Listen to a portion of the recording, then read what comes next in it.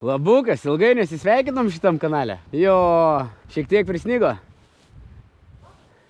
Pamatėte, ne? Na, manau, matėte ir thumbnailą ir viską, ko mes čia susirinkom. Atnaujinimas. Kas vyksta su mano žiguliuku, kur jis, ką planuoju. Ir video pradžioje galiu drąsiai jums paspoilinti, kad jis nebuvo parduotas, jis niekur nedingo, jis dar tikrai nebus parduotas, jis lieka su manim. Su juo planuoju kai ką daryti įdomaus šią vasarą. Bet dabar galvoju, gal jam reikia šiek tiek meilės parodyti. Bent jau tas žaliusias nuvalyti ir įlysti į vidų, pažiūrėti, kas ten gero. Jo. Gerai. Žinau, kad atsiras tokių griežtuolių komentatorių, kurie sakys, nu, na, per žiemą laukia laikai, kodėl taip galima, kas taip daro? Nu, buvo. Nėra. Neturėjau jokių kitų sąlygų, kaip kitaip laikyti, tai taip ir laikiau. Kad šiandien aš jo neužvesiu, tai galiu jums garantuoti. Jo, kai aš jį jau ant raliuko partempiau čia, tai buvo jau tada jis neužvestas, nes akumuliatorių ragas, bet dabar jau turbūt per 1,5 metų čia prastovėjęs. Antroji žiema dabar čia jo. Nu, bus reikalų.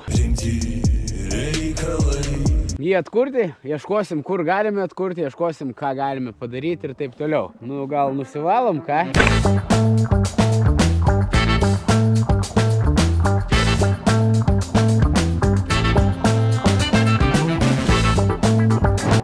Nu, apsikasti apsikasiau. Bet kaip suprantu, manevras mano yra padarytas ne pats protingiausias. Nes sniegą mes dabar nuo jo tai valysim. Ir vėl prikris. Nu nieko. Atkasim dar sykį.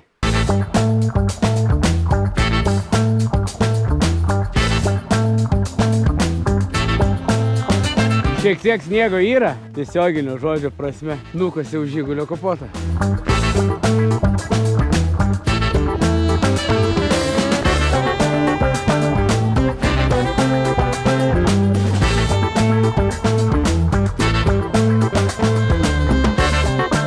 Ką, žiguliensas buvo tiesiogiai nukastas, kas viduj matosi, nesimato atspindžiai, tik tai. Manau, pačio stogo, bagažinės ir visko aš nevalysiu. Nugrandysiu gražiai langus ir šiaip, man atrodo, kelių dienų bėgyje bus pliusas, tai tas pliusas tą likusį sniegelį tikrai lengvai, manau, nutirpdys. Ir šis video bus filmuotas iš 2 dalių, tai pirmoji dalis bus jo nuvalymas, įlipimas į vidų ir pažiūrėjimas, kaip ten viskas atrodo. Sekantis video bus, kaip parodysiu, ne 2 dalių, viskas eis į vieną video, negalvokit, kad čia išskirsiu du skirtingus. Ir antroji šio video dalis, kur jūs nesuprasit, kaip čia viskas greitai vyko, man tik ilgai vyks, nes aš turėsiu laukti, kol nutirps. Filmuosim dar, kaip jisai gražiai atrodo, ar turi surūdėjimų ar ne, kas slepiasi po sniegu. Prasigramdom ir lendam į vidų.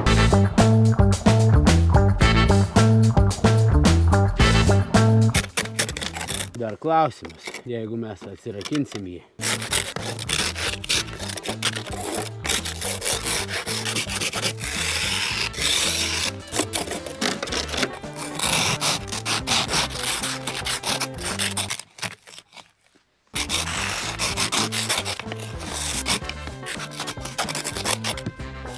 Nu va, šiek tiek skirtumas yra, kaip buvo ir kaip dabar. Tiesos momentas. Neatsimenu net kuris raktelis. Arba užšalų spinelę. Ne, šitas yra užvedimo. O viduj. Geras naujienas yra tame, kad viduj visai neprisnėgė. Čia, manau, jau yra didelis pliusas. Užeinam. O, magelė.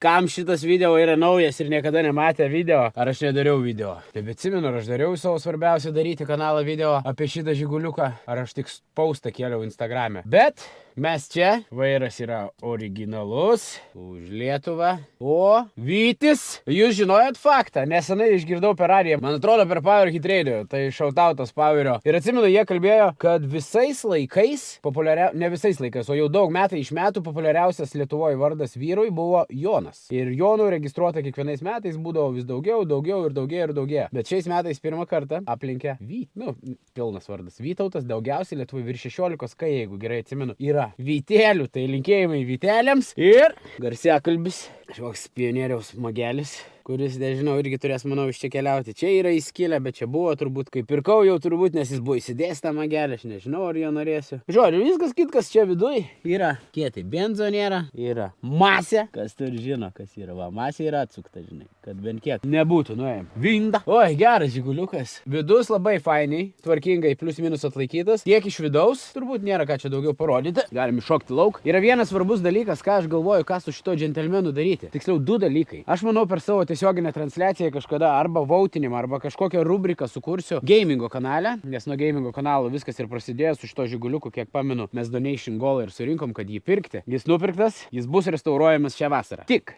nežinau, kuria linkmė eiti. Galit pakomentuoti dabar, bet tai nereiškia, kad taip ir darysim. Turiu dvi versijas. Daryti jį šiuolaikinį, uždėti kažkokio gražaus tuningėlio. Tai keletą pavyzdžių užmetu ant ekrano, ką pavyko internete rasti, kokių tuningėlių padaro ir taip toliau. Tai visai gal būčiau ir už tai, bet ir širdis nori padaryti tą originalią, autentišką. Kaip jisai išvažiavo iš fabriko kažkada, nuimti tada tuos lietnykus. Nuimti šitą spoilerį, kurio tikrai, saulyta kaip šviečia, kurio tikrai nebuvo. Ir pamėginti surasti ratus, originalius tos su tokiais diskais, kaip atsimenu, kai buvo mano amžinatilis Bočelis turėjo. Tai jo, kas dar nežino ir gal net nebuvau sakęs, iš tikrųjų gal tik draugam buvau sakęs, tai žiguliuko projekto idėja ir buvo mano amžinatilis Bočeliui pagerbti, kuris, atsimenu, va tokį monstriuką turėjo, mūsų vaikus vežiodavo visur ir taip toliau. Tai mes dar sugrįšim trumpam.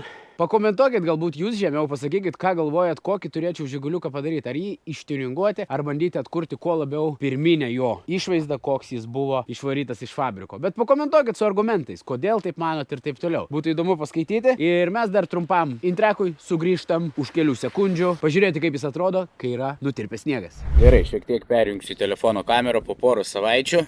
Nu va, sakiau, parodysiu, kokių yra dalykėlių. Čia jau yra pakilę, rūdis turbūt pareina. Jūs komentaruose galėsit pasakyti. Čia, man atrodo, buvo senukas, iš kurio pirkau tvarkės. Gale mačiau rūdžių. Visokių daugiau bus. Bet nėra dar, hebra. Čia purvas kitur yra, pavalyti galima. Aš nelabai randu, kur būtų normaliai. Va. Bet ar čia rūdis? Šitas dar nušveisti galim turbūt nuo šito. Ir galų galę šitą visą naują galiu kur nors turbūt laužiniai žiguliuko gauti, arba mažai dėvėtą. Vienintelė vieta, kur ir pirkau, jau buvo atšokę šiek tiek dažai ir čia turbūt po apačių rūdžių yra tai va čia. O kitur yra minimalios vietos. Vidų matėt? Tai hibrydą turite man dar vieną labai svarbų faktą pasakyti, nes šitas žiguliukas atstovėjo 2 žiemas čia lauke. Ir faktas, kad jis atsilaikė ir jokių rūdžių aplinkui nėra. Aišku, tai neužsikurs, reikės laidus, ten žvakės pakeisti ir taip toliau. Kiek minimaliai pats suprantu apie mašinas, labai minimaliai. Ieškosim kažkur garažiuko, kas padarytų, kas sutvarkytų, kad jis užsikurtų ir po to turbūt kalsim tuningą arba ne, priklausys nuo jūsų komentarų. Tai šiaip pakomentuokit, pasakykit, ar žiguliukas gerai atsilaikė lauke. Nereikia jokių teisimų, kad nereikėjo lauke laikyti, neturėjau galimybės viduje laikyti, tai teko laikyti čia. Mano toks pasiaiškinimas ir mano žiguliukas, ne jūs, nejuokauju. Žinau, kad nereikėjo, tai gali šito nekomentuoti. Jis tebėra, kam kilo klausimų. Projektas ateina, vasarą matysi daugiau video, kaip sekasi su juo. Ačiū, kad žiūrit, susitiksim ant kito video. Ate. Ir like, subscribe, jeigu patinka kažkas, kas vyksta ne prie kompo.